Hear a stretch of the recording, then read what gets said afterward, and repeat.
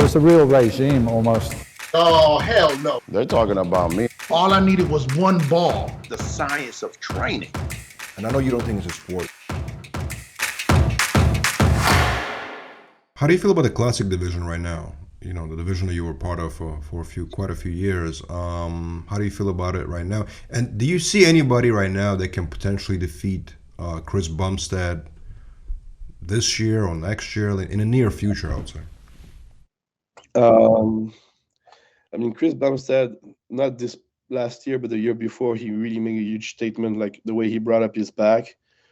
I mean, this last year, he just, carried on from the huge progress he made the year before, in my opinion. But I see some guys, like, to me, like those the guys from Brazil, they got like tremendous talent there.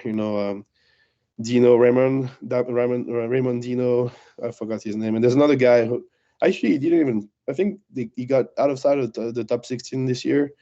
His name is Gabriel, I think. That guy is, he's got everything he needs. Like just a little more time, maybe bring up his leg a little more. But like, yeah, those guys, they actually have physiques that really compare well to Chris Bumstead, which seems to be, the look right now that the judge is going for. So, the talent is pretty deep, with those newcomers. I mean, the top 5 this year, we got Urs, who's like new at the Olympia and is in top 5, and Raman is new at the Olympia and is in top 5. So just that, speaks volume about how fast the division is evolving and, the talent that just emerging rising to the top right away, because they're very young. Like Urs is like 22 or 23 years old. So obviously, in the coming years, they're going to slowly, at some point take that title. I mean, I don't see Chris Bumstead, as long as he's able to nail his conditioning the way he has the last few years. I don't see like anybody like really taking it from him for now. But at some point, either get tired or something. If he slips off, or eventually just move on to other things, more like focusing on the business side. Then the new guys are gonna take that title, and it's very, very competitive for sure. How about the men's open division? Who do you see overthrowing Big Ramy? Who do you think is going to be the person? Obviously, you competing for a title as well. I get it, But like, if you're not in the mix, for example, if you're not there, who do you think has the best chance to take over the? Well, it's interesting because some guys, they have everything it takes, but not they're not finding the right formula yet. So those guys could just jump leaps like at once. Like I'm thinking right now, like Sergio Oliva Jr., for example.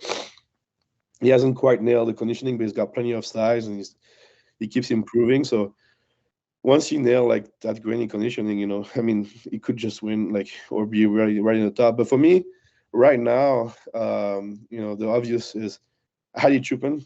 To me, like last year, I thought he deserved the title. To me, I mean, I only watched it on television. I wasn't there because I was competing a couple of weeks later. But he is the one who impressed me the most. He has crazy conditioning, muscle maturity. He's got nobody part missing. Great stage presence. I mean, yeah, he's got everything. But then obviously you got all the new guys, like the new generation, Nick Walker, Hunter, Ian Vayer. Like those guys are the next, in line, I would say. I think Hadi is pretty young too. I think he's 35 or something. So he's not, he's got a lot of years in front of him too.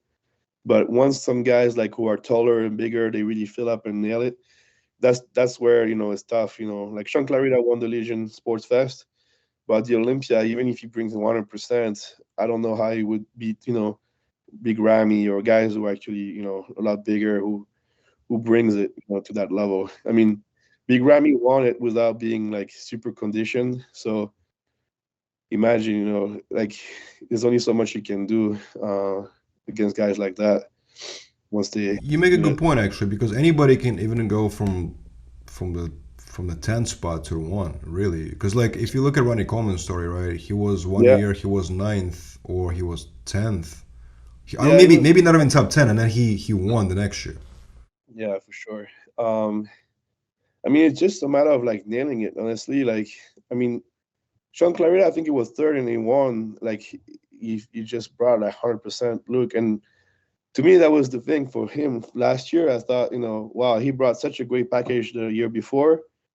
It's going to be hard for him to repeat, and he actually did, and he improved. And to me, that's why it was kind of like hard that they didn't give him the nod and let him keep the title, because he was able to repeat what he brought, or even better than last year.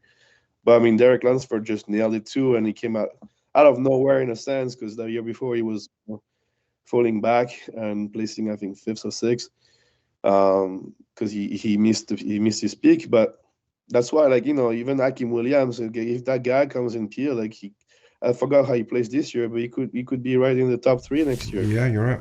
Mm-hmm. Yeah. It's interesting that. How did you feel about Shawn Clarida going after he lost the Olympia last year? Like, I think a couple of weeks later, he won the men's open. He beat like men's open guys. I think it was at the Legion actually. Yeah, that's the same show I did. Right. How did he feel? Like, I mean, well, he's obviously a very respected bodybuilder, right? But he's still technically speaking, he's a smaller guy compared to the open, right? So, how did you feel about that? Did you care? I mean, that's why it's hard to really tell, because he was the most complete bodybuilder on stage, so I think he deserved it. But like when you compare him next to Regan and Sergio, they're so much bigger than him that he kind of disappear on stage. But if you really take the time, like if you're just looking like browsing, your eye is going to be drawn towards like Regan or Sergio more.